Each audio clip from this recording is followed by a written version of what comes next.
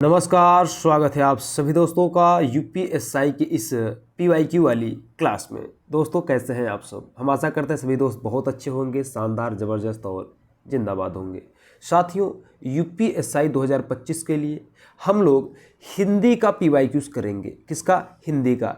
ध्यान रखिएगा, हालांकि हिंदी के अलावा अभी तक जो है कि जीके जीएस का मैं आपको पीवाईक्यूज दे ही रहा हूँ, लगातार दे रहा हूँ। यहाँ पे अभी उसके बारे में अभी चर्चा करते हैं, लेकिन उससे पहले मैं आपको हिंदी के बारे में थोड़ा सा बता देता हूँ। ठीक है, ये हिंदी की पहली क्लास है, हिंदी की पीवाईक्यू वाली जो है कि पहली क्लास है। और ये जो हिंदी की क्लास होगी ये शिफ्ट वाइज चलेगी। शिफ्ट वाइज यानी कि जैसे 2 दिसंबर 2021 के फर्स्ट शिफ्ट में जितने भी 40 प्रश्न पूछे गए हैं उन 40 प्रश्नों को मैं करवाऊंगा, और यहाँ पे उसके थोड़े से उदाहरण भी मैंने रख दिया है कि देखिए इन्हीं सभी प्रश्नों को करवाना है। यही सारे प्रश्न पूछे गए थे और इन्हीं सारे प्रश्नों को मैंने पीपीटी के रूप में यहाँ पे तैयार कर लिया है, और पीपीटी के रूप में ही मैं यहाँ पे आपको अच्छे से बताऊँगा। देखिए यहाँ पे प्रश्न रहेगा, आगे जो है कि इसका एक्सप्लेनेशन रहेगा। आपको बहुत ही ज़बरदस्त और शानदार तरीके से बेहतर यहाँ पे कंटेंट देने और ओरिजिनल कंटेंट, और ये कहें कि आपकी तैयारी में धार देने वाले कंटेंट है ये सब। ठीक है, तो वीडियो को बिल्कुल भी मिस नहीं करना है, चैनल को सब्सक्राइब करके रख लेना है और बेल आइकन को ज़रूर प्रेस कर लीजिएगा ताकि आपको वीडियोस के नोटिफिकेशन डेली मिलता रहे। अभी तक क्या होता था कि अभी तक मैं जो है कि 9 बजे, शाम को 9 बजे मैं जीके जीएस का क्लास लेता था। ठीक है, शाम को 9 बजे, लेकिन अब शाम को डेली 9 बजे जो है कि हिंदी की पीवाईक्यूज को अपलोड किया जाएगा। 10 बजे हो जाएगा जीके जीएस का। ठीक है, यानी हिंदी और जीके जीएस लगातार आपको दोनों एक साथ वीडियो दे दिया जाएगा। ठीक है दोस्तों, थोड़ा तबीयत खराब है, कोई बात नहीं। और सुनिएगा यहाँ पे हमने कहा कि देखिए मैंने मेंशन किया 1991 से लेकर 2021 तक जितने भी परीक्षा हुए हैं यूपीएसआई के, हम हर एक शिफ्ट की बात करेंगे। तो आज हम बात कर रहे हैं 2021 की। ठीक है, तो 2021 से शुरुआत करें, फिर 2017, फिर 2011, फिर ऐसे चलते हुए चलेंगे आपको 1991 तक लेकर के। ठीक है, पीछे 1991 तक लेकर के चलेंगे।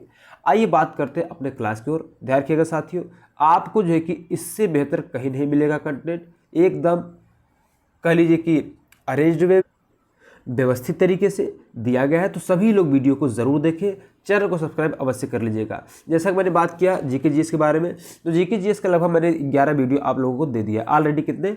लगभग मैंने आप लोगों को 11 वीडियो दे दिया है। उसका प्लेलिस्ट भी मैंने बना करके रख दिया है। और जीके जीएस का जो वीडियो मैं दे रहा हूँ ये चैप्टर वाइज दे रहा हूँ। ठीक है, हिंदी का शिफ्ट वाइज जा रहा है और जीके जीएस का चैप्टर वाइज जा रहा है। ठीक है, चैप्टर वाइज बड़ा मुश्किल हो जाता है देना, लेकिन मैं निकाल के दे रहा हूँ। यहाँ पे जो कि लगभग 10 से 11 वीडियो मैंने दे दिए हैं। इस प्रकार से आप देख सकते हैं, मैंने कराया हुआ, जाके आप प्लेलिस्ट चेक कर सकते हैं।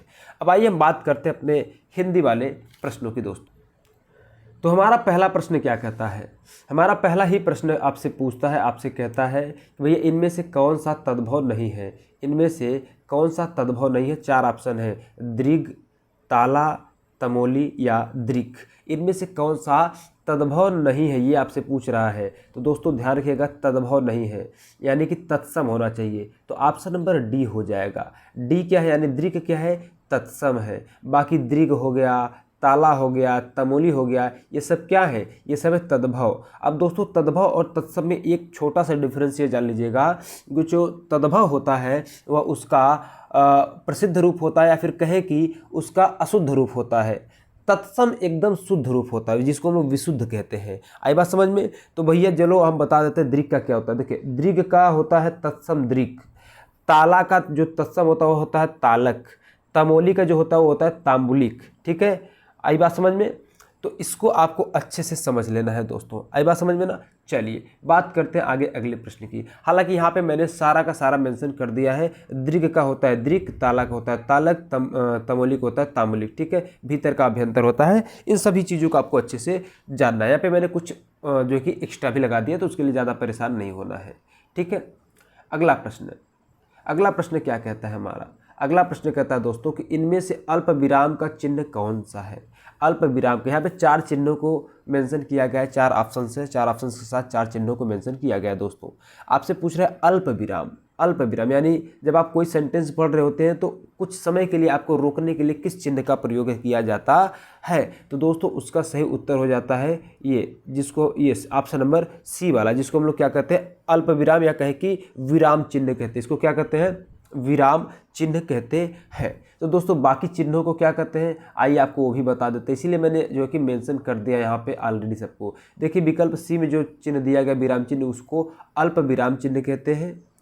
किसी वाक्य के भीतर एक ही प्रकार के शब्दों को अलग करने के लिए विराम चिन्ह का प्रयोग किया जाता है। बाकी अन्य विकल्पों की बात करें तो जो इस प्रकार से चिन्ह है इसको योजक चिन्ह कहते हैं, जो इस प्रकार से चिन्ह है इसको प्रश्नवाचक चिन्ह कहते हैं, और इस प्रकार से चिन्ह को क्या कहते हैं, विस्मयादिबोधक चिन्ह कहते हैं। आई बात समझ में। अब अगर अल्प विराम चिन्ह का उदाहरण देखना है तो जैसे मैंने यहाँ पे बताया कि राजू ने सेब, पपीता, केले आदि खरीदे, तो भैया जब सेब, पपीता, केला, आम, अंगूर ऐसे करेंगे तो यहाँ पे हम अल्प विराम लगाते जाएंगे। सेब, पपीता, केले ऐसे कहेंगे तो इसका देखिए अलग अलग कर रहा है ना, यानी कि कुछ समय के लिए, अल्प समय के लिए हम रुक रहे हैं ना, इस वजह से इसको अल्प विराम कहा जाता है, इसको विराम चिन्ह कहते हैं। ठीक है, अगर हम कहते राजू ने सेब, पपीता, केला, है ना, एक साथ कर देंगे तो वो जो लय है वो टूट जाता है, कहें कि विशुद्ध रूप हो जाएगा। ठीक है, चलिए अगला प्रश्न। अगला प्रश्न क्या कहता है, अगला प्रश्न कहता है किसी को बुलाओ, किसी को बुलाओ वाक्य में किसी इनमें से क्या है। किसी को बुलाओ वाक्य अगर पढ़ते हैं तो उसमें जो किसी है वह क्या है, संयुक्त सर्वनाम, सार्वनामिक विशेषण, अनिश्चयवाचक सर्वनाम या यौगिक सार्वनामिक विशेषण। इसका उत्तर करना है दोस्तों, तो इसका उत्तर हो जाएगा आपका ऑप्शन नंबर सी हो जाएगा अनिश्चयवाचक सर्वनाम। क्योंकि कह रहा है किसी, किसी का मतलब वहाँ पे निश्चित नहीं कि हम किसको बुला रहे हैं, मतलब किसी को भी बुला लेना है चाहे जिसको बुला लो। तो यहाँ पे कौन सा सर्वनाम हो जाएगा, अनिश्चयवाचक सर्वनाम हो जाएगा दोस्तों। ठीक है, देखिए किसी को बुलाओ वाक्य में किसी क्या है, अनिश्चयवाचक सर्वनाम है। अब अगर अनिश्चयवाचक सर्वनाम का परिभाषा जानना हो तो सुनिएगा, जिस सर्वनाम से किसी व्यक्ति या पदार्थ का निश्चित बोध नहीं होता हो उसको अनिश्चयवाचक सर्वनाम कहते हैं। जैसे दुकान पर कोई आया, कौन आया ये निश्चित नहीं है, लेकिन कोई ना कोई तो आया है। ठीक है, तो इसको अनिश्चयवाचक सर्वनाम कहते हैं दोस्तों। बात करते हैं अगले प्रश्न की। अगला प्रश्न जो है कि अब केस स्टडी पर होगा। आपसे यूपीएससी में केस स्टडी से भी प्रश्न पूछे जाते हैं दोस्तों। तो केस स्टडी से जो प्रश्न है वो 4, 5, 6 3 प्रश्न है यहाँ पे। इन तीनों प्रश्नों का आपको क्या करना है, उत्तर करना है साथियों। पहले तो आपको इस पूरे अनुच्छेद को पढ़ना है, पढ़ने के बाद जो दिए गए प्रश्न होंगे उनको उत्तर करना है। तो आइए थोड़ा सा पहले पढ़ के सुनाते हैं। आप एक बात बता दें पहले आपको कि वीडियो थोड़ी सी लंबी हो सकती है क्योंकि 40 प्रश्न कराने हैं, वो भी व्याख्या के साथ। ठीक है, तो थोड़ा समय लग सकता है, तो उसके लिए ज़्यादा घबराना नहीं है। कहता है आवश्यकता इस बात की है कि हमारी शिक्षा का माध्यम भारतीय भाषा हो, जिसमें राष्ट्र के हृदय, मन, प्राण के सूक्ष्मतम और गंभीरतम संवेदन मुखरित हों, और हमारा पाठ्यक्रम यूरोप तथा अमेरिका के पाठ्यक्रम आधारित न होकर के हमारी अपनी सांस्कृतिक परंपराओं एवं आवश्यकताओं का प्रतिनिधित्व करे। हमारी भारतीय भाषाओं, भारतीय इतिहास, भारतीय दर्शन, भारतीय धर्म और भारतीय समाजशास्त्र को हम सर्वोपरि स्थान दें। उन्हें अपने शिक्षा क्रम में गौण स्थान देकर या शिक्षित जन को उनसे वंचित रखकर हमें राष्ट्रीय संस्कृति में एक महान रिक्ति को जन्म दिया है, जो नई पीढ़ी को भीतर से खोखला कर रहा है। हम राष्ट्रीय परंपरा से ही नहीं, सामयिक जीवन प्रवाह से भी दूर जा पड़े हैं। विदेशी विभिन्न चश्मों के भीतर से देखने पर अपने घर के प्राणी भी बेपहचाने और अजीब से लगने लगे हैं। शिक्षित जन और सामान्य जनता के बीच खाई बढ़ती गई और विश्व संस्कृति के दावेदार होने का दम भरते हुए भी हम घर के वामन ही बने रह गए। इस स्थिति को हास्यास्पद ही कहा जा सकता है। अब दोस्तों ये रहा आपका अनुच्छेद यानी कि पैसेज। अब इस पैसेज के बेस पे 4, 5, 6 ये 3 प्रश्नों के आपको उत्तर देने हैं। देखिए साथियों, ऐसे प्रश्न पूछे जाते हैं। मेरा कर्तव्य है कि आपको मैं सही कंटेंट दूं। अगर आपको सही कंटेंट चाहिए तो हो सकता है कि थोड़ा सा समय लग जाए, लेकिन आपको जो कंटेंट दिया जा रहा है बहुत ही शानदार दिया जा रहा है, ओरिजिनल कंटेंट के साथ और बहुत ही बेहतरीन तरीके से। चौथा प्रश्न कहता है इस गद्यांश पर बेस्ड कहता है उपरोक्त गद्यांश का इनमें से सर्वाधिक उपयुक्त शीर्षक क्या है। हमारा शिक्षा माध्यम और पाठ्यक्रम, या शिक्षा का माध्यम, सी हमारी सांस्कृतिक परंपरा, डी शिक्षित जन और सामान्य जनता। इस पूरे गद्यांश को पढ़े हैं आप तो उसमें से क्या समझ में आया, तो उसमें से समझ में आया कि इसमें हमारी शिक्षा माध्यम और हमारे पाठ्यक्रमों की बात हो रही है दोस्तों। ठीक है, तो ऑप्शन नंबर क्या हो जाएगा, ए हो जाएगा। फिर बात करेंगे हम लोग किसकी, प्रश्न नंबर 5 की। प्रश्न नंबर 5 की बात करेंगे। 5 कहता है उपरोक्त गद्यांश के अनुसार हमारी शिक्षा का माध्यम किस भाषा में होनी चाहिए। अंग्रेजी, हिंदी दोनों में, मिश्रित भाषा में, विदेशी भाषाओं में या भारतीय भाषाओं में? तो इसका उत्तर तो बड़ा ही सरल हो जाएगा, क्योंकि हम लोग भारतीय भाषाओं पर जोर दे रहे थे, तो उत्तर हम क्या कर देंगे, डी कर देंगे दोस्तों। 7वां प्रश्न क्या कहता है साथियों? अच्छा, इसका तो मान लीजिए हमको सोल्यूशन देखना नहीं, क्योंकि हमने पैसेज पढ़ लिया है। 6ठा प्रश्न कहता है आपसे, उपरोक्त गद्यांश के 4 हो गया, 5 हो गया, 6, अच्छा 4 5 6, हाँ 4 से 7 तक करना था ना, कितना करना था जी? एक सेकंड रुक जाओ, देख लेते हैं हम कितना प्रश्न करना था। 4 था क्या? कम से कम 4 या 5 तो होना ही चाहिए था। एक सेकंड, हाँ, यानी कि हमको जो करना था प्रश्नों का कितने से करना था, वो जो है कि 4 से 6 तक, यानी 4 5 अच्छा 6 तक ही था, वही लास्ट 6ठा प्रश्न, उसको आइए करते हैं। यही था, चलो यहाँ पे प्रश्न कहता है कि उपरोक्त गद्यांश के अनुसार हम किस तरह के जीवन प्रवाह से दूर होते जा रहे हैं? खुशहाल जीवन प्रवाह से, या हम राष्ट्रीय परंपरा से ही नहीं बल्कि सामयिक जीवन प्रवाह से भी दूर जा पड़े हैं, सांस्कृतिक एवं सामाजिक जीवन से, या इनमें से कोई नहीं? तो सीधे सीधे उत्तर आपको दिख रहा है ऑप्शन नंबर बी दोस्तों। क्या दिख रहा है? ऑप्शन नंबर बी बिल्कुल सही आंसर हमको दिख रहा है। ठीक है, बात करेंगे हम अगले प्रश्न पर और आगे चलते हैं दोस्तों। ठीक है, तो आगे हमारा है 7वां प्रश्न। 7वां प्रश्न कहता है कि सब में व्याप्त रहने वाला, क्या जी?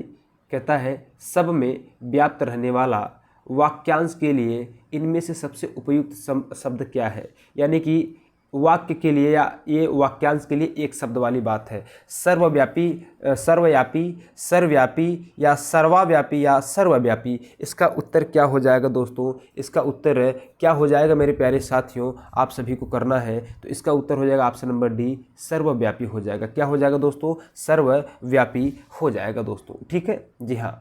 आइए बात करते हैं आगे 8वें प्रश्न पे। यहाँ पे बहुत ज़्यादा देखना नहीं है, बाकी सही है। इसमें अगला प्रश्न कहता है पुत्र शोक में कौन सा समास है? पुत्र शोक, गजब की प्रश्न है ना। पुत्र शोक में कौन सा समास है? द्वंद्व समास, कर्मधारय समास, अव्ययी भाव समास या तत्पुरुष समास? तो दोस्तों इसका उत्तर है ऑप्शन नंबर डी, तत्पुरुष समास। देखिए, अगर आप लोग PYQs पढ़ रहे हैं तो मैं इतना जरूर ही आपसे एक्सपेक्ट करूंगा, आप थोड़ा बहुत जो है कि समास, संधि, इन सबके बारे में जानते होंगे, है ना। जानते होंगे तो बहुत अच्छी बात है, नहीं जानते होंगे थोड़ा बहुत पढ़ते हुए चलिए, आपको धीरे धीरे चीज़ें व्याख्या के माध्यम से भी मैं आपको समझाते हुए लेकर के चलूँगा। सुनिएगा, पुत्र शोक में कौन सा समास है? तत्पुरुष समास है। तत्पुरुष समास में उत्तर पद की प्रधानता होती है तथा कर्ता कारक एवं संबोधन कारक के अतिरिक्त अन्य सभी कारक की विभक्तियों का लोप कर तत्पुरुष समास क्या बन जाता है? तत्पुरुष समासिक शब्द बन जाता है। जैसे अगर उदाहरण दे तो पुत्र शोक किसके लिए है जी?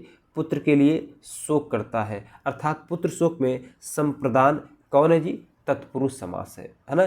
चलो अगला प्रश्न है महत्व में कौन सा प्रत्यय है ना। महत्व में कौन सा प्रत्यय है दोस्तों? महत्व, त्व या मह?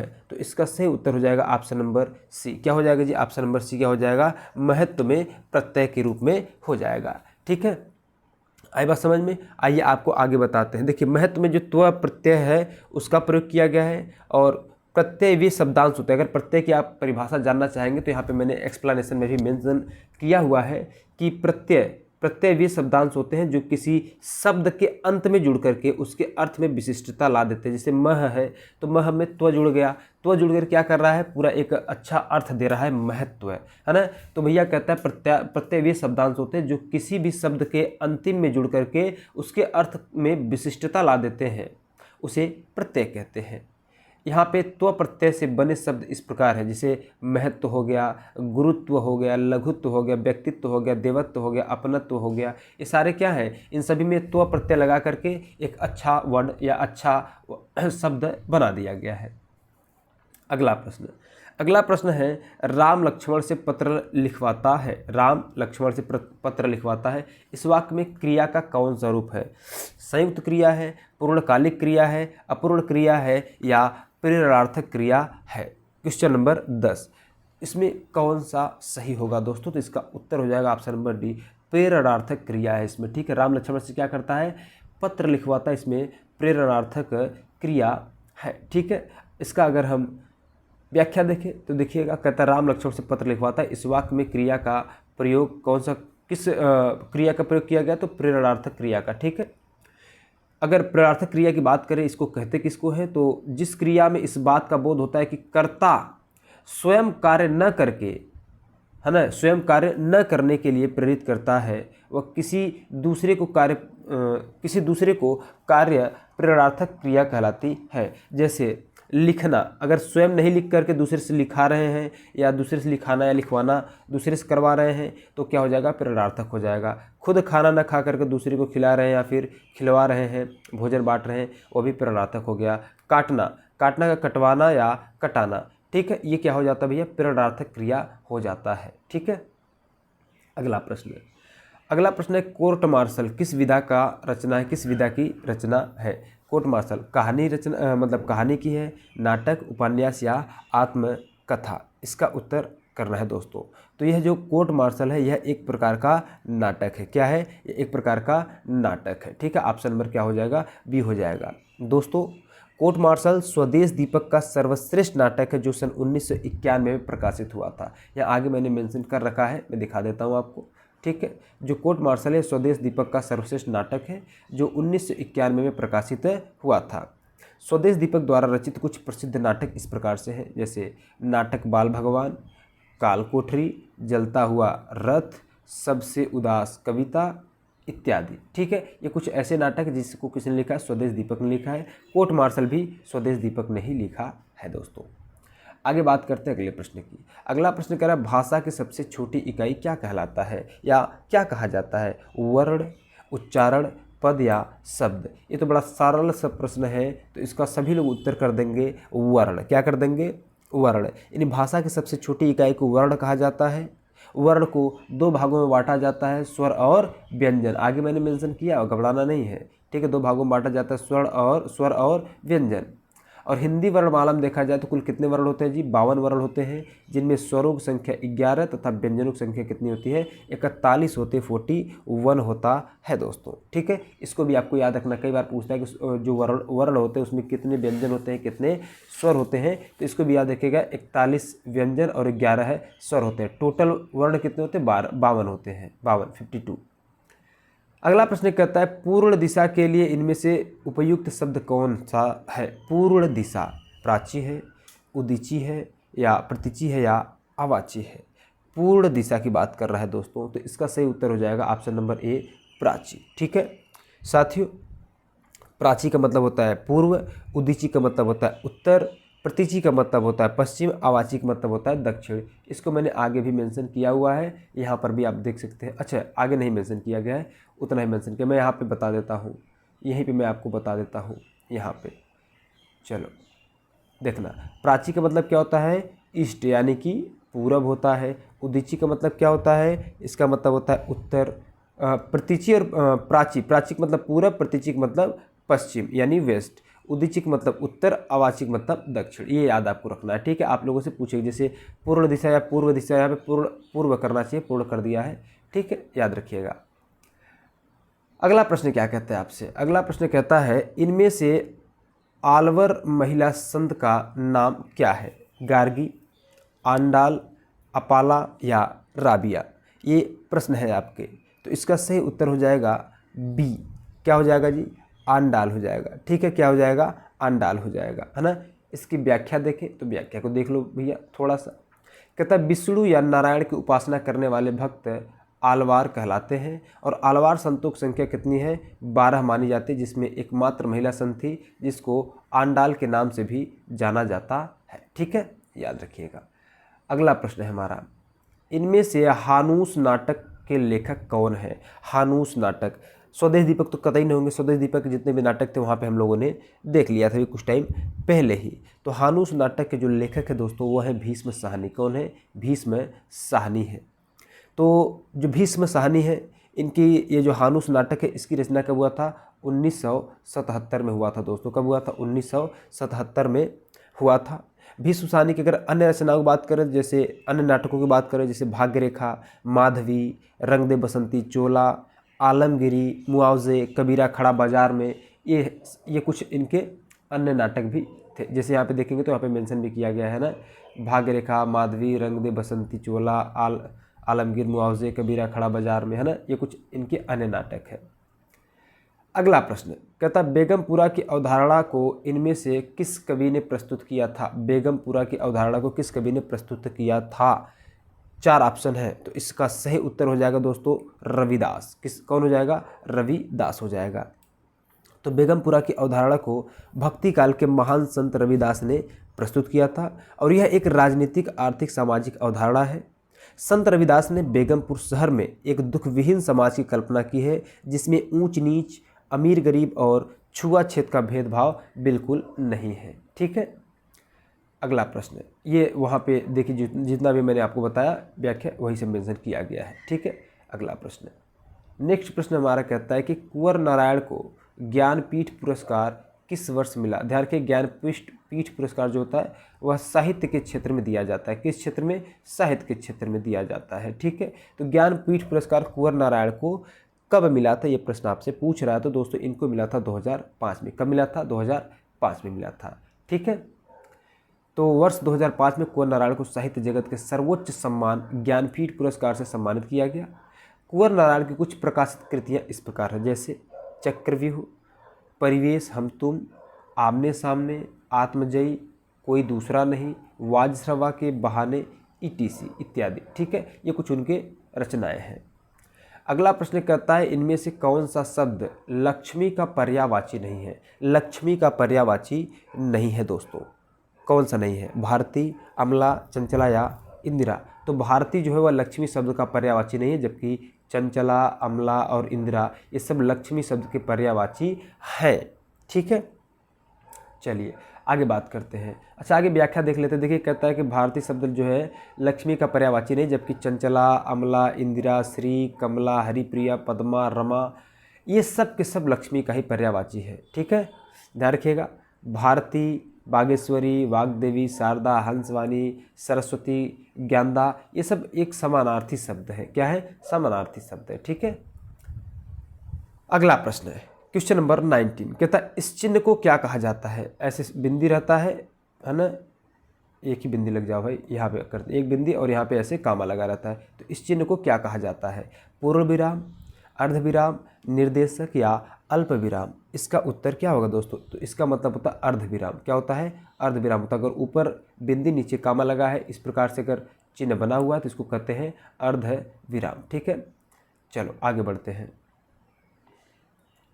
अगला प्रश्न कहता है इनमें से श्री गुरु ग्रंथ साहब का संकलन किसने किया था। गुरु अर्जुन देव ने, गुरु गोविंद सिंह ने, गुरु हरगोविंद सिंह देव ने, या गुरु नानक देव ने, या गुरु गोविंद सिंह ने। इसका क्या उत्तर होगा दोस्तों? तो इसका उत्तर हो जाएगा आपका ऑप्शन नंबर 1 गुरु अर्जुन देव। क्या हो जाएगा? गुरु अर्जुन देव हो जाएगा। ठीक है। श्री गुरु ग्रंथ साहिब का जो संकलन किया था वह है गुरु अर्जुन देव ने किया था। ठीक है। ध्यान रखिएगा, सिखों के प्रसिद्ध धर्म ग्रंथ जो है उसका नाम है गुरु ग्रंथ साहिब। क्या नाम है? ये जो गुरु ग्रंथ साहिब है, ये जो नाम यहाँ पे मेंशन किया गया, जिसकी बात पूछा गया है आपसे कि इसके संकलनकर्ता कौन है ना। तो गुरु ग्रंथ साहिब है क्या, पहले इसके बारे में जान लेते हैं। तो यह जो है दोस्तों सिखों के प्रसिद्ध धर्म ग्रंथ श्री गुरु ग्रंथ साहिब है। ठीक है। इसका संकलन सिखों के 5वें गुरु अर्जुन देव के द्वारा किया गया था। कब किया गया था? तो 1604 ईस्वी में किया गया था। कब किया गया था? 1604 ईस्वी में किया गया था दोस्तों। ठीक है। ध्यान रखिएगा, इस गुरु ग्रंथ साहिब को आदि ग्रंथ भी कहा जाता है। क्या कहा जाता है? आदि ग्रंथ भी कहा जाता है। तो अगर आपसे पूछ ले कि आदि ग्रंथ का संकलन किसने किया, तो भी आप गुरु अर्जुन देव कहेंगे। ये जो गुरु अर्जुन देव है ये इनके 5वें जो है कि गुरु थे। ठीक है। सिखों के 5वें गुरु थे। अगला प्रश्न है दोस्तों कि इनमें से किसका उच्चारण स्थान ओष्ठ है ना। वर्णमाला से प्रश्न है। ओष्ठ, ग, त, च, प। तो भैया जब आप ग कहेंगे, प, त कहेंगे, च कहेंगे, प, इतने चारों वर्डों को बोलने पे आपके दोनों ओठ किस में मिले? तो कहेंगे सर जब हम प जब बोलते हैं तो हमारे दोनों ओठ क्या होते हैं? एक दूसरे में मिल जाते हैं। तो प हो गया, फ हो गया, प, फ, ब, भ, म। ठीक है। ये 5 ऐसे वर्ण हैं जो क्या कहलाते हैं? ओष्ठ वर्ण कहलाते हैं। क्या कहलाते हैं जी? जो कि ओष्ठ वर्ण कहलाते हैं। इनको भी आपको ध्यान में रखना है दोस्तों। ठीक है। चलिए वर्णमाला जब हम यहाँ जब हम यहाँ पे अच्छे से बात करेंगे तब आपको और डिटेल से समझाएंगे, जब थियरी पढ़ेंगे तब, ठीक है। फिलहाल इस प्रश्न को देखते हैं। अच्छा, यहाँ पे देखिए, जो ग है वह कंठ से बोला जाता है, जो त है वह दंत से, यानी कि जब भी त बोलते हैं तो आपका जीवा आपके दांत से टच होती है। जब भी आप ग बोलते हैं तो आप कंठ का प्रयोग करते हैं, गो, ठीक है। जब भी आप च शब्द बोलते हैं तब आप जो कि तालू, आपका जो जीवा वो तालू पे टच होता है, च। और जब त बोलते हैं तो आपका जीवा दांत पे टच होता है, त। जब ग बोलते हैं तो आपका जो ग है न तो आपका जीवा न दांत, कहीं कुछ टच नहीं होता, कंठ से निकलता है ग, ठीक है। ग घ ग अंग, च छ ज झ इ, ठीक है। तो ये तालब हो गए। त थ द ध न, ये क्या हो गए, दंत हो गए। इस प्रकार से आपके प्रश्न पूछे जाते हैं। अगला प्रश्न है, कहता है इनमें से गणनावाचक विशेषण का उदाहरण कौन सा है। तीन, तीसरा, तिगुना या तीनों। गणनावाचक पूछ रहा है, गजब का प्रश्न है। तो भैया गणना करते हैं तो 1 2 3 4 5 ऐसे करते हैं, ठीक है। तो हम कहेंगे सर ऑप्शन नंबर यही सही हो जाएगा। आई बात समझ में, ध्यान रखिएगा। चलो, अगर पूछे तीसरा, चौथा, पाँचवा, छठवां, तो यहाँ पे आप क्रम गिन रहे होते हैं। देखिए, जब गणना किसी चीज़ करते हैं तो 1 2 3 4 5 6 ऐसे करते हैं। जब हम क्रम गिनते हैं तो पहला, दूसरा, तीसरा, चौथा, पाँचवा, छठवां, सातवां, आठवां ऐसे गिनते हैं, ठीक है। तो तीसरा क्या हो जाएगा, क्रमवाचक विशेषण हो जाएगा। जैसे जब हम कहते हैं 1 गुना, 2 गुना, 3 गुना, 4 गुना, 5 गुना, तो ये आवृत्ति होता है, ठीक है। तो इसको आवृत्तिवाचक विशेषण कह देंगे, ठीक है। तीनों, चारों, पाँचों, छओं, यानी हम पूरे समूह को एक साथ ले रहे हैं, ठीक है, पूरे समुदाय को, कि भैया चलो चारों लोग आ जाओ, पाँचों लोग आ जाओ, तो ये क्या हो जाता है, समुदायवाचक विशेषण हो जाता है, ठीक है। तो ध्यान में रखना है इसको भी। आइए बात करते हैं आगे दोस्तों। आगे कहता है कि इनमें से कौन सा व्यंजन संयुक्त व्यंजन का उदाहरण है। संयुक्त व्यंजन, अब संयुक्त व्यंजन जानते हैं, छत्रिक छ, त्रिशूल त्र, ज्ञानी के छ, छत्रज्ञ होता है। तो आप सीधे पहले उत्तर आप कर लीजिए डी, ठीक है। अगर हम आपसे पूछे कि संयुक्त व्यंजन कौन कौन होते हैं, तो कहेंगे सर शक्ति छ हो गया, त्रिशूल त्र हो गया, ज्ञानी ज्ञ हो गया, और ये वाला जो स्र होता है ना, ये हो गया। ये 4 ऐसे व्यंजन हैं जिनको हम क्या कहते हैं, संयुक्त व्यंजन कहते हैं, ठीक है। हालांकि ये भी व्यंजन है। संयुक्त व्यंजन क्यों कहते हैं, क्योंकि जो छ होता है यह आधा क और षटकोण स से मिलकर बनता है। त्र जो होता है यह आधा त और र से मिलकर बनता है। ज्ञ जो होता है यह आधा ज और इ से मिलकर बनता है। ये जो स्र होता है यह बड़का स यानी शरीफा स का आधा प्लस र पूरा, इससे मिलाकर के बनता है। यानी यह एक नहीं बल्कि 2 व्यंजनों को मिलाकर के मिलती है, इसीलिए इसको संयुक्त व्यंजन कहते हैं। अगला प्रश्न है, यहाँ आप देखिए मेंशन भी सब कुछ किया गया है, ठीक है। चलो अच्छा बता देते, देखो कह रहा है कि छ क्या है, क और स से मिलकर बनता है। और शेष विकल्पों में जितने भी व्यंजन दिए गए हैं, जैसे ड हो गया, ज्ञ हो गया, ढ हो गया, ये स्पर्शी व्यंजन के उदाहरण हैं। तो 2 या 2 से अधिक व्यंजनों या व्यंजन वर्षों के योग से बने जो व्यंजन होते हैं उन्हीं को संयुक्त व्यंजन कहते हैं। और हिंदी वर्णमाला में संयुक्त व्यंजनों की संख्या कितनी, 4 है, जो यहाँ पे मेंशन किया गया है, ठीक है। अलग से मैंने मेंशन कर दिया था आपको बताने के लिए और समझाने के लिए। अगला प्रश्न कहता है दोस्तों, पंचामृत में इनमें से कौन सा समास है ना, पंचामृत में कौन सा समास है, पंचामृत में कौन सा समास है, तत्पुरुष समास, द्विगु समास, अव्ययी भाव समास या द्वंद्व समास। पंचामृत है ना, नंबर की देखो यहाँ पे बात आ रही, पंचामृत की बात हो रही है। तो भैया जब भी ऐसा नाम आए पंचामृत, तो वहाँ पे आप मतलब ऐसा नंबरिंग सा कुछ करके आए तो वहाँ पे आप समझ लीजिएगा वहाँ पे कौन सा समास है, वहाँ पे द्विगु समास होगा, द्वंद्व नहीं होगा, द्विगु समास होगा। क्या हो जाएगा, द्विगु समास हो जाएगा। क्या हो जाएगा, ऑप्शन नंबर बी हो जाएगा, ठीक है। द्विगु समास कहेंगे जब, जैसे ऐसे में बता, जो हम द्विगु समास कब कहेंगे, तो वह समासिक शब्द जिसका पूर्व पद क्या हो, संख्यावाची हो, है ना, जिसका पूर्व पद, जैसे आप पंचामृत कह रहा है तो जो पूर्व पद है वो क्या है, संख्यावाची, यानी संख्या का बोध करा रहा है, ठीक है, संख्यावाची हो। और बाकी का जो पद है वह किसी समूह का बोध करा रहा होता है, तो उसको क्या कहते हैं, उसको द्विगु समास कहते हैं, ठीक है। अब द्वंद्व समास किसको कहते हैं जरा आप लोग बताइए, क्योंकि यहाँ पर भी संख्या का ही बोध होता है। तो कैसे आप पहचानेंगे कि भैया वह द्विगु समास है या फिर द्वंद्व समास। द्विगु समास का पहचाने की शुरुआत में ये संख्यावाची शब्द रहता है, बाकी सब जो है कि वह समूहवाचक रहता है, ठीक है। अब बात में द्वंद्व में क्या रहता है इसको बताइएगा। आइए तब तक हम लोग क्या करते हैं, आगे बढ़ते हैं। अच्छा, जो कि द्विगु समास का कुछ यहाँ पे और उदाहरण है, देखिए कह रहा है कि उदाहरण में देखिए त्रिफला हो गया, अष्टाध्यायी हो गया, चौराहा हो गया, पंचतत्व हो गया, चौराहा हो गया, तिराहा हो गया, त्रिवेणी हो गया, दोपहर हो गया, ठीक है, दोपहर, त्रिवेणी, पंच तत्व, चौराहा, अष्टाध्यायी। यानी यहाँ पे शुरुआत में जो है कि एक श्रृंखला, एक नंबर या संख्या का बोध हो रहा है, अंतिम में एक कह सकते हैं पूरे समूह का बोध हो रहा है। ठीक है, आई बात समझ में। चलो अगला प्रश्न कहता है इनमें से कौन से कवि अष्टछाप में सम्मिलित नहीं है? गोविंद स्वामी, सूरदास, हरिदास या छीत स्वामी। 25वां का उत्तर करना है मेरे बच्चों, मेरे दोस्तों, मेरे साथियों। 25वां का उत्तर क्या हो जाएगा? तो इसका उत्तर हो जाएगा हरिदास। ठीक है, हरिदास जो है कि यह अष्टछाप में शामिल नहीं है, ये बात याद रखना है। ठीक है, जबकि बात कहें अष्टछाप, अष्टछाप का मतलब होता है 8 कवियों का समूह। अब कहेंगे सर वही 8 कवियों का समूह कौन है? 3 तो आपके सामने ही है, गोविंद स्वामी, सूरदास और छीत स्वामी। तो मैं आपको पूरा 8 सुना देता हूँ। ठीक है, 3 ये हो गए, गोविंद स्वामी, सूरदास, छीत स्वामी 3, कुंभनदास 4, परमानंद दास 5, कृष्णदास 6, नंददास 7 और चतुर्भुजदास 8। ठीक है, ये टोटल कितने हो गए दोस्तों? टोटल 8 लोग हो गए जिनको हम लोग अष्टछाप कवि या अष्टकवि के नाम से जानते हैं।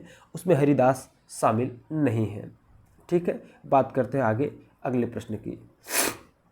अच्छा देखिए, यहाँ पे मैंने मेंशन भी किया सबको। ठीक है, यहाँ पे 8 लोगों को अलग से मेंशन भी किया गया है। ठीक है, आप देख सकते हैं अष्टछाप जो है कि ये 8 भक्तिकालीन कवियों का एक समूह था और इसकी स्थापना महाप्रभु श्री वल्लभाचार्य जी के पुत्र विट्ठल नाथ जी के द्वारा किया गया था, याद रखिएगा। और अष्टछाप के जो कवि हैं वह कृष्ण भक्ति काव्यधारा के कवि थे।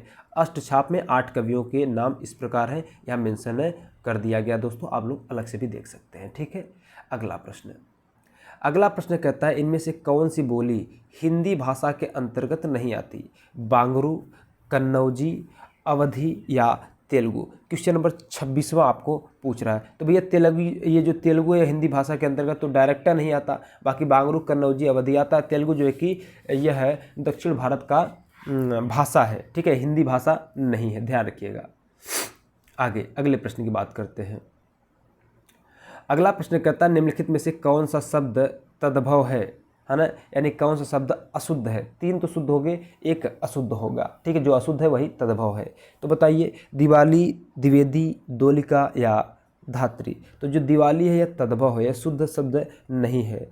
दिवाली तो हम लोग शॉर्ट फॉर्म में कहते हैं, इसका पूरा नाम है दीपावली। क्या नाम है? दीपावली। दीपावली जो है यह तत्सम शब्द है और दिवाली क्या है? दिवाली जो है कि वह तद्भव शब्द है। बाकी यहाँ पे अन्य 3 एकदम आपके शुद्ध रूप में है, तत्सम रूप में। ठीक है, तो दीपावली क्या है? यह तत्सम है, संस्कृत शब्द है। जबकि दिवाली क्या है? दिवाली जो है कि तद्भव है। दोस्तों याद रखिएगा, चूंकि दिवाली अब आ भी रहा है।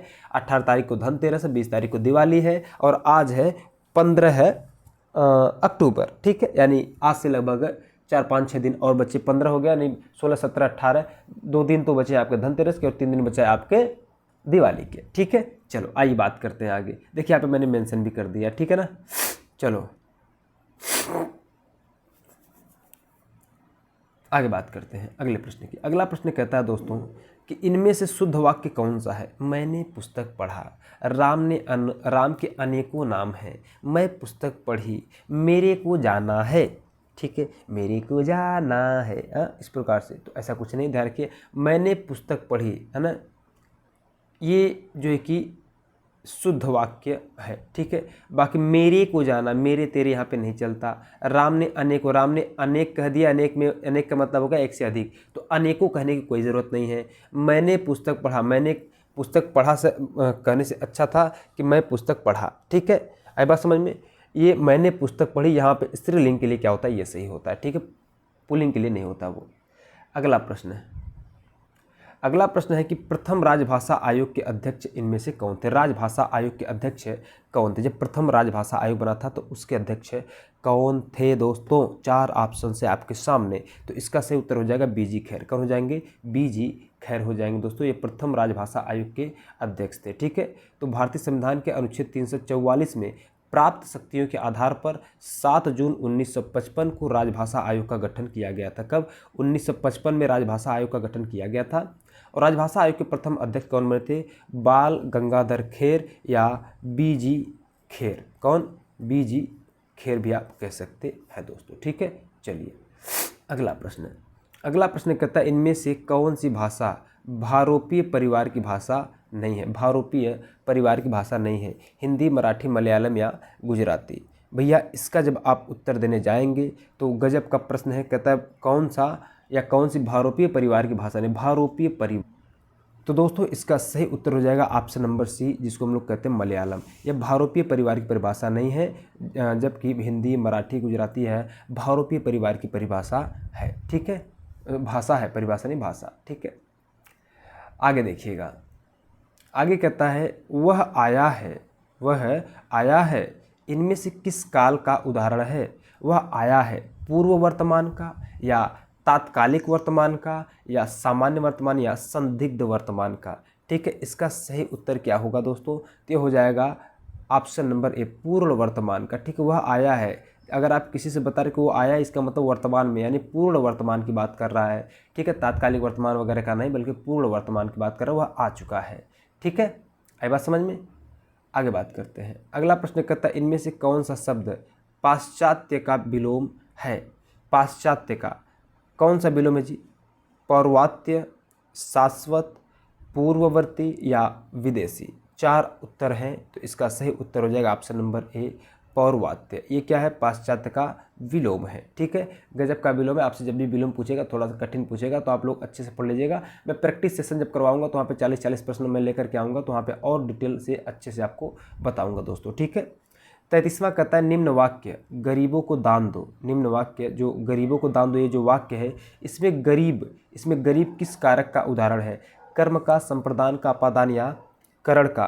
तो दोस्तों यह जो है कि संप्रदान कहलाएगा। क्या कहलाएगा, गरीब क्या कहलाएगा, संप्रदान कहलाएगा, या इसी को तत्पुरुष समास के अंतर्गत भी रखा जा सकता था। तो गरीबों को दान दो, इस वाक्य में गरीब क्या है, संप्रदान कारक का उदाहरण है। जब कर्ता के द्वारा दान देने की क्रिया हो तो उसकी संप्रदान कारक ही संज्ञा होगी। ठीक है, आई बात समझ में। चलो अगला प्रश्न। अगला प्रश्न कहता है कर्ता के ने चिन्ह का प्रयोग इनमें से कहाँ होता है ना। ने चिन्ह का प्रयोग सामान्य भूत में, सामान्य वर्तमान में, संदिग्ध भूत में या सामान्य भविष्य में। ठीक है, इसका उत्तर हो जाएगा ऑप्शन नंबर ए, सामान्य भूत में। अरे ये भूत प्रेत वाली बात मत सोचना भाई, ये वो वाला भूत नहीं है, ये ऐसा भूत है जो समय बीत चुका है। ठीक है, उसकी बात हो रही है। तो कर्ता के ने चिन्ह का प्रयोग सामान्य भूत में होता है, जैसे राम ने रावण को मारा, राम ने रावण को मारा, उदाहरण के रूप में बता रहा हूँ। ठीक है, तो राम ने रावण को मारा तो सामान्य भूतकाल में प्रयोग हो गया, क्योंकि राम ने रावण को मारा था, तो राम ने रावण को मारा। ठीक है, तो ने शब्द का प्रयोग सामान्य भूत में होता है, याद रखिएगा। ठीक है, इसका परिभाषा जानना चाहे तो सुन लीजिए।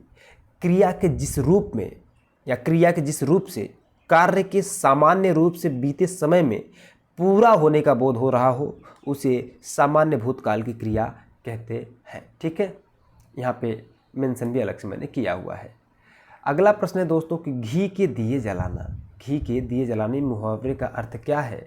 वाह वाह वाह। उत्सव मनाना, अप्रत्याशित लाभ पर प्रसन्न होना, दीपावली मनाना या विवाह करना। तो इसका जो उत्तर हो जाएगा दोस्तों ऑप्शन नंबर बी हो जाएगा, अप्रत्याशित लाभ पर प्रसन्न होना, यानी जिसका आपने आशा भी न किया हो और उससे ज़्यादा आपको लाभ मिल जाए, उतना लाभ मिल जाए तो आप खुश हो जाते हैं ना। घी के दिए जलाने मतलब इतना ज़्यादा खुश हो जाते हैं, है ना। तो अप्रत्याशित लाभ पर प्रसन्न होना एक इसका अर्थ है घी के दिए जलाने का। ठीक है, ये मुहावरा है, मुहावरा और अर्थ होता है, इससे भी प्रश्न पूछे जाते हैं आपसे, है ना। अगला प्रश्न है किस रचना के बारे में प्रसिद्ध है कि इसे पढ़ने के लिए बहुत से लोगों ने हिंदी सीखी। किसे पढ़ने के लिए भैया, तो गोदान था क्या वो, ज़रा बताओ क्या था, गोदान था? नहीं, हमें लग रहा था सब लोग वहीं पे जाएंगे, लेकिन नहीं, चंद्रकांता था। चंद्रकांता एक ऐसी रचना है जिसको पढ़ने के लिए बहुत सारे लोगों ने हिंदी भाषा को सीखा। चंद्रकांता हिंदी के आरंभिक उपन्यासों में से एक है, जिसके लेखक थे देवकी नंदन खत्री। कौन थे? देवकी नंदन खत्री साहब थे। ठीक है, याद रखिएगा, देवकी नंदन खत्री थे।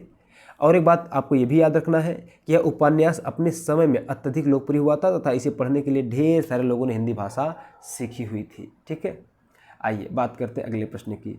अगला प्रश्न हमारा क्या कहता है, कहता है छलिया में प्रयुक्त प्रत्यय इनमें से कौन सा है। छलिया प्रत्यय की बात कर रहा है दोस्तों, या, अया, वैसा या वया या अया।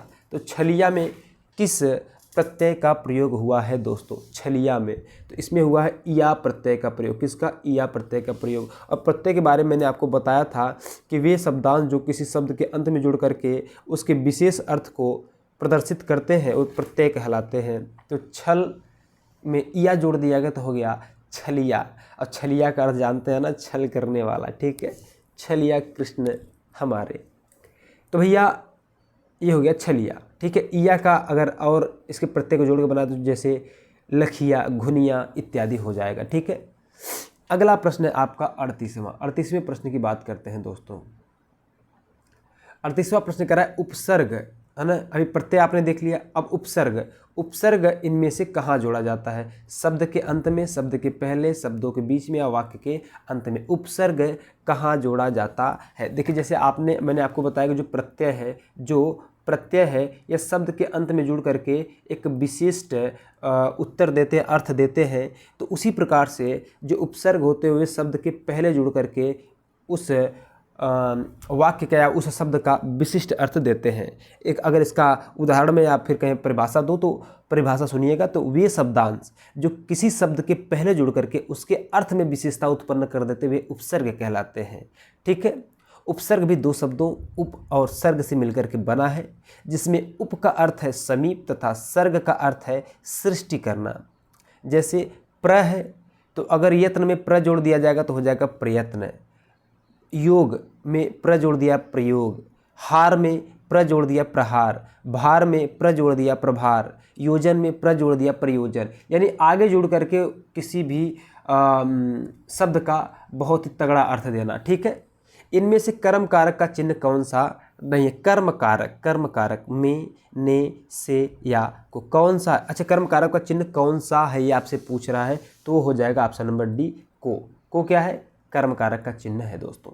ठीक है, अगला है आपका आज का अंतिमवां प्रश्न और 40वां प्रश्न है। कहता है इनमें से मध्यम पुरुषवाचक सर्वनाम का उदाहरण कौन सा है? मध्यम पुरुषवाचक सर्वनाम का उदाहरण कौन सा है दोस्तों? मैं, तू, वह या उपरोक्त सभी। तो मध्यम पुरुषवाचक सर्वनाम की बात करें तो यहाँ पे उत्तर हो जाएगा तू, है ना। तो क्या है भाई? तू जो है कि मध्यम पुरुषवाचक सर्वनाम का उदाहरण है। आई बात समझ में? जी हाँ। तो यहाँ पे हो गए मेरे दोस्तों आपके 40 प्रश्न। और एक बात ध्यान रखिएगा, ये जो 40 प्रश्न थे दोस्तों, ये जो आपके 40 प्रश्न थे, ये 40 प्रश्न जो थे आपके, ये 2 दिसंबर 2021 के फर्स्ट शिफ्ट में पूछे गए 40 प्रश्न थे। इसी प्रकार से हर शिफ्ट के मैं प्रश्न को लेकर के आता रहूँगा दोस्तों। वीडियो आपको अच्छा लगा है तो आप चैनल को सब्सक्राइब अवश्य करिएगा, वीडियो को लाइक करिएगा। बाकी आपसे रोज़ाना 9 बजे हम भेंट करते रहेंगे, रोज़ जो कि 9 बजे वीडियो अपलोड की जाएंगी। तो आई होप सभी को वीडियो बहुत ज़्यादा पसंद आया होगा, सब लोग लाइक ज़रूर करेंगे। ठीक है, तो मिलते हैं आपसे अगली वीडियो में। तब तक के लिए आज के लिए क्या करते हैं, बस इतना ही करते दोस्तों। आज के लिए सभी दोस्तों को, सभी साथियों को बहुत बहुत धन्यवाद। Thank you so much. तब तक के लिए जय हिंद, जय भारत।